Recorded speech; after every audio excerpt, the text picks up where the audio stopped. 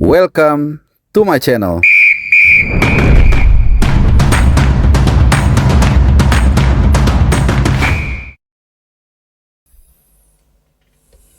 Halo, selamat hari Senin teman-teman semua. Selamat mengawali hari pekan yang baru ini dengan positif dan tentunya juga ya gue berharap seperti biasa kalian dalam keadaan sehat, dalam keadaan bergembira juga.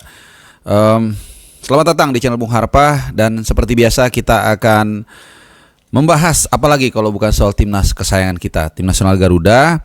Kali ini seperti biasa raport pemain yang tampil hari Minggu kemarin. Jadi ada 2 hari kan ya, weekend Sabtu dan Minggu. Yang Sabtu udah gue bahas dan masih ada beberapa yang baru main hari Minggu. Ada mungkin 4 atau 5 nama. Itu yang akan kita review bersama-sama. Performanya seperti apa, keadaannya juga seperti apa. Mungkin hanya tinggal Jay Itzes yang baru akan main dini hari nanti jam berapa ya? Jam 2.45 ya. Gue nggak tahu, mungkin kita bisa live reaction sambil yang begadang atau kalongers. Ya, jadi kita akan mulai dari mana ya? Dari Liga Belanda mungkin ya. Jadi dari Liga Belanda, Calvin Verdong kemarin main lumayan bagus. Oke lah ya, tapi ini mesti kita lihat dalam konteks dia baru saja membela tim nasional Indonesia di Timur Jauh. Jadi pasti capek, tapi dia masih bisa dikasih kesempatan starter dan main 90 menit walaupun timnya kalah 2-1 dari timnya Ole Romney. Nah, Ole Romney main masuk menit 79 memang tidak bisa memberikan impact apa-apa, tapi pada akhirnya timnya menang 2-1. Ya, jadi ini makin banyak dari Indonesia kalau nanti memang Ole Romney benar-benar resmi ya secara regulasi, secara secara aturan itu ya, secara administrasi ini makin seru. Jadi ada Nijmegen, ada Verdong, ada Ole Romney di Utrecht, ada Tom Hai di Almer City, ada juga di Zwolle si Eleanor Renders dan juga ada Mads Hilgers di Twente ya. Jadi ya itu dia, yang penting sekali lagi atau berulang kali gue mengatakan yang paling utama buat kita adalah pemain itu main reguler, sehat, dan syukur-syukur timnya juga bisa perform, bisa katakanlah mungkin juara liga atau mungkin bertahan di papan atas, itu yang menjadi bonus ya. Nah itu raport pemain. Calvin Verdong lumayan bagus lah. Ole Romney juga sebenarnya kalau dilihat dari pramusim, gradasi atau grafik permainan dari Ole Romney ini minute play-nya agak sedikit turun. Di pramusim itu dia sangat rutin, sangat reguler dan sering mencetak gol, termasuk ketika friendly match dengan Venezia, tapi sekarang agak sedikit turun. Ya mudah-mudahan ini tidak mempengaruhi performa dia saat nanti memang benar-benar 20 Maret akan, kalau diturunkan Sintayong, tampil membela Indonesia ya.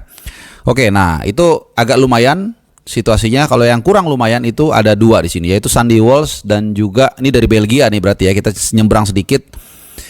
Yang sejauh ini sudah 6 kali beruntun dia tidak dapat minute play. Jadi kemarin sebelum international break ada 5 pertandingan dia tidak main sama sekali.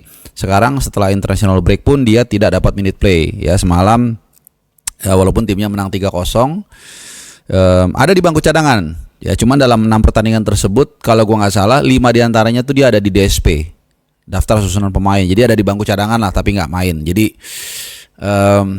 again ya, cuman penampilan dia di timnas ini sangat positif, sangat bagus. Jadi kadang-kadang memang ya nggak jadi ukuran juga. Cuman paling secara umum itu pasti berkorelasi. Penampilan diri di klub dengan di timnas itu pasti berkorelasi, walaupun tidak 100%, ya mungkin 80% gitu. Jadi bukan kita bilang itu di klub nggak main tapi di timnas jago kok. Iya, 1. Yang 9 lain kan nggak seperti itu gitu ya. Sama kayak seperti kalian bilang itu orang ngerokok umurnya 90 tahun kok. Nah, yang ngerokok umurnya cepet COVID juga banyak kan gitu ya. Jadi diskusinya harus pakai logika dan nalar kalau boleh memberikan nasihat ya. Oke, Kevin Dix. Nah ini juga penting ya. Kevin Dix main kemarin 90 menit. Gue nonton tapi nggak full. Jadi kayak sepotong-sepotong karena di saat yang sama juga Roma main dan juga MU. Jadi gue campur-campur nontonnya. Tapi memang dia kemarin ditempatkan sebagai CB kanan kalau gue nggak salah ya. CB kanan dan high pressing, itu tinggi banget garis pertahanannya Copenhagen waktu menghadapi Lyngby. Gue nggak tahu bacanya seperti apa. Skornya 2-1 menang.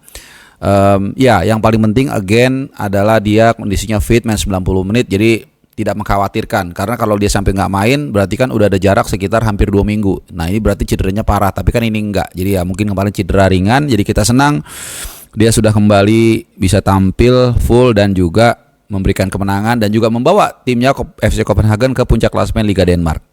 Nah tadi gue sedikit lewat soal Nathan. Nah Nathan ini juga sangat mengecewakan. Ini yang gue bilang ini berbanding lurus. Ya kalau kita lihat touch-nya dia saat menghadapi Jepang, terlepas dari Jepang itu memang calculated loss. Kemudian juga kemarin saat kita mengalahkan Saudi itu touch-nya agak sedikit menurun lah. Kalau nggak mau dibilang menurun gitu ya. Karena itu tadi bagaimana lu dalam 13 pertandingan beruntun sama sekali tidak mendapatkan minute play. Itu pasti berpengaruh. Daya saingnya, competitiveness levelnya itu pasti agak berkurang, touch-nya agak hilang. Meskipun memang betul di tim nasional, di tim profesional itu pasti dia pagi sore latihan. Tapi kalau nggak bertanding, ya itu pasti beda. Ya ibaratnya petinju itu hanya latihan terus tapi nggak pernah sparring, itu pasti beda ya. Nalurinya, kemudian mindsetnya, reading game-nya itu pasti berkurang. Jadi 13 pertandingan ya, ini yang gue bilang berkali-kali, prediksi gue mengatakan nggak ada jalan lain selain bagi Nathan untuk mencari klub baru, dipinjamkan kemana, yang penting main dulu deh.